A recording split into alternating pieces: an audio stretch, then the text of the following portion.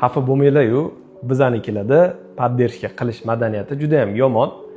Nimagaligini tushuntirib beraman. Blogimni endi yuritishni boshlagan vaqtlarimni eslasam, videolarimga faqat adam bilan oyimgilar like bosib, kommentariy yozib o'tirishardi.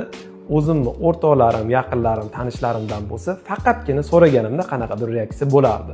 Shunda ham hamma poddershkada bo'lgan deb bo'lmaydi. Blog yuritishni endi boshlagan odamda yetarlicha xatolar, kamchiliklar, yetishmovchiliklar bo'lishi tabiiy va endi o'zini blogini yuritishni boshlagan odamda katta stress va hayajon bo'ladi. Odamlar o'zi meni qanaqa qabul qilyapti, yaxshi kontent chiqaryapmanmi yoki yo'qmi, yoki odamlarga yoqmayapmanmi degan katta qo'rquv bo'ladi. Bu vaqtda siz bosayotgan like, qaysidir kommentariyalar, repostlar sizga hech narsadek tuyulishi mumkin.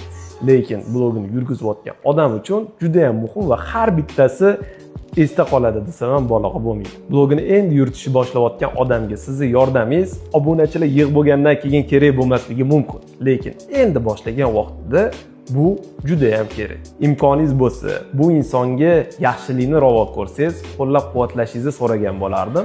Nasib ertaga ko'tarilib ketgandan keyin shu yigitni ko'tarilishiga men sababchi bo'lganman deb eslab yurasiz. O'zimni ham yaqinlarimdan shu video